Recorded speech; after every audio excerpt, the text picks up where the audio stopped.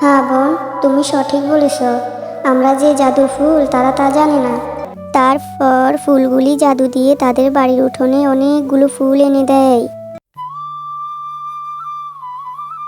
কি রে ফুলকুরানির মেয়ে, এভাবে আমার দোকানের ফুলগুলোর দিকে তাকিয়ে আছিস কেন?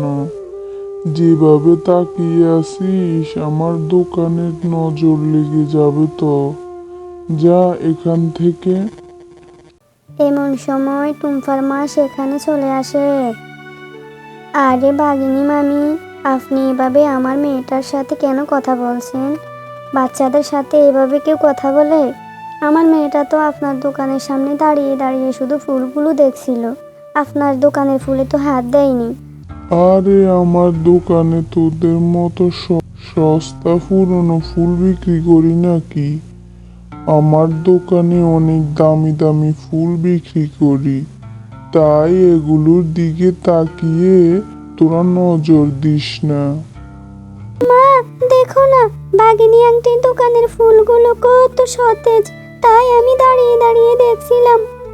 ফুলগুলো দেখতে কত সুন্দর, তাই না মা? হ্যাঁ রে টুম্পা, আমাদের দোকানের ফুলগুলোও দেখতে অনেক সুন্দর। আয়, এখানে দাঁড়িয়ে থাকিস না, আমরা ওদিকে গিয়ে আমাদের ফুলগুলো বিক্রি করি।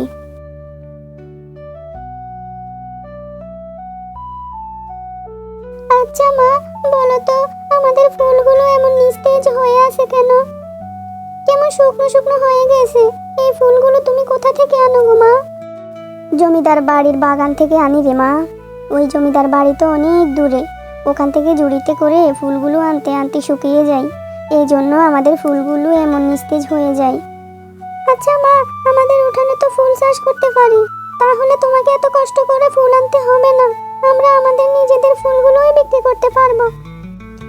ফুল চাষ করতে অনেক টাকা লাগে রে মা, আমার কাছে তো অত টাকা নেই, তাই তো আমি এত এত কষ্ট করে জমিদার বাড়ি থেকে ফুল এনে বিক্রি করি।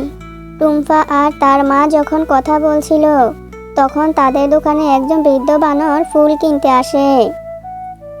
তোমার ফুলগুলো তো নিস্তেজ হয়ে আছে। তোমার ফুলগুলো কত করে বিক্রি করছো মা? আমার ফুলগুলো 30 টাকা করে বিক্রি করছি কাকা। এত দাম কেন চাচ্ছ? আমার একমাত্র মেয়ের বিয়ে, তোমার ফুলগুলো যেহেতু নিস্তেজ হয়ে আছে, সেহেতু আমি তোমাকে 15 টাকা করে দেব। যদি দাও তাহলে আমার কাছে কয়টা ফুল বিক্রি করো।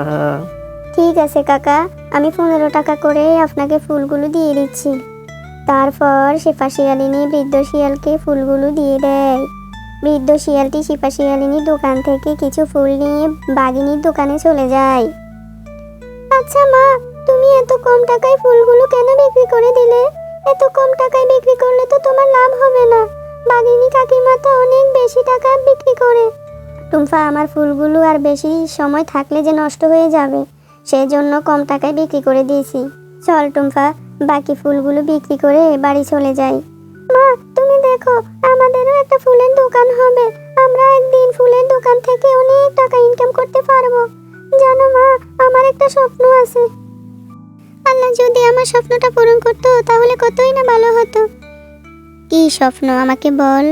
আমরা হলাম গরিব, আমাদের কি আর স্বপ্ন পূরণ করার সামর্থ্য আছে? আমরা চাইলেও যে স্বপ্ন পূরণ করতে পারি না। মা, আমার স্বপ্নটা হলো আমাদের বাড়িতে একদিন একটা ফুলের বাগান হবে, বাগানের ফুলগুলো অনেক সুন্দর হবে। আমি যখন সকালে ঘুম থেকে উঠবো, তখন ফুলগুলো দেখে আমার মন ভালো হয়ে যাবে, আর এই ফুলগুলো বিক্রি করে আমরা অনেক টাকা ইনকাম করব। আরে মা, আল্লাহ চাইলে তোর ইচ্ছা পূরণ হবে, আল্লাহর কাছে তো কোনো কিছুর কমতি নেই। আমি দোয়া করি আল্লাহ যেন তোর মনের স্বপ্নটা পূরণ করে। টুম্পা, কাল সকালে আমাকে জমিদার বাড়িতে ফুল আনতে যেতে হবে। সকাল সকাল না গেলে জমিদার মশাইকে পাওয়া যাবে না।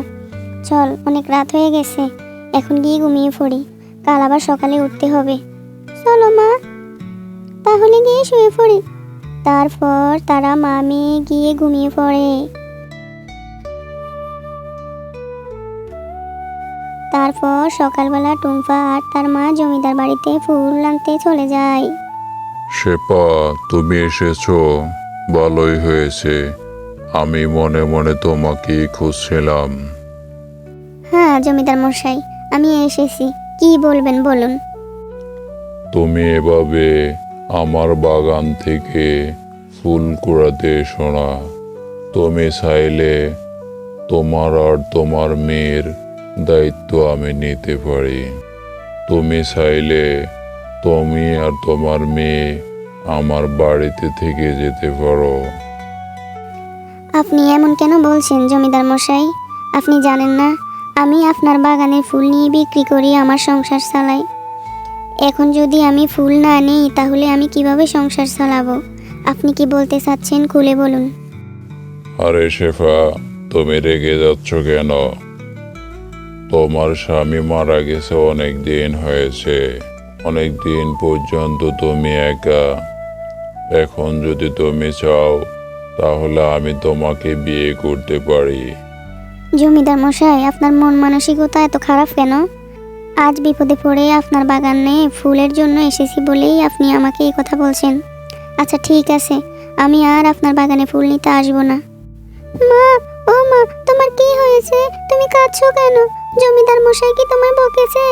তুমি দুঃখ পেও না, আল্লাহ আমাদের জন্য কিছু একটা ব্যবস্থা করে দেবে। হ্যাঁ রে মা, বড় চিন্তা হচ্ছে কিভাবে সংসার চালাবো। জমিদার মশাই ওনার বাগান থেকে ফুল নিতে নিষেধ করে দিয়েছে।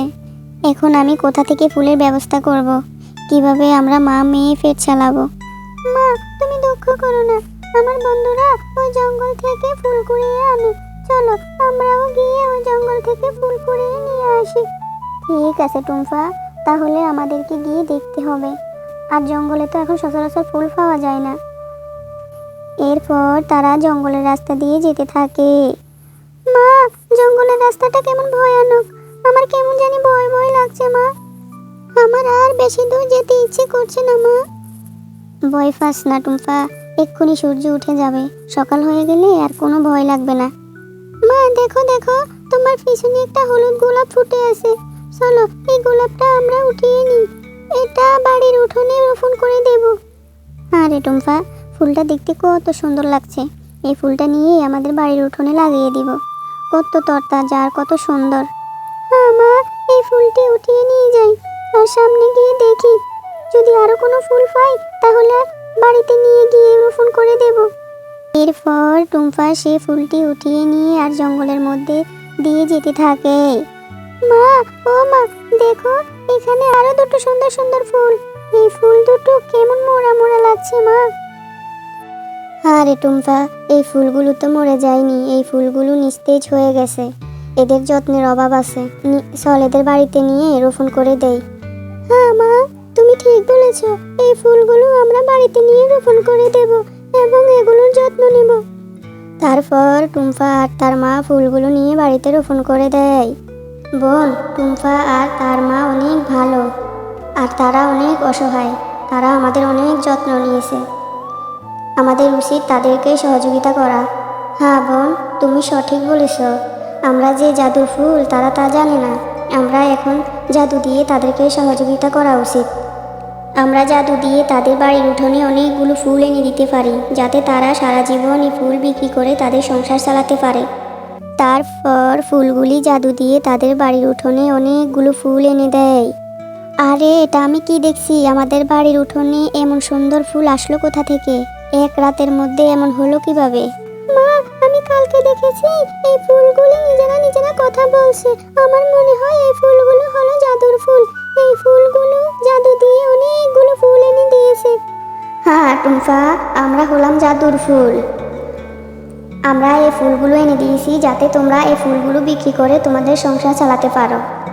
আচ্ছা, তাহলে এগুলো তো সত্যিই জাদুর ফুল।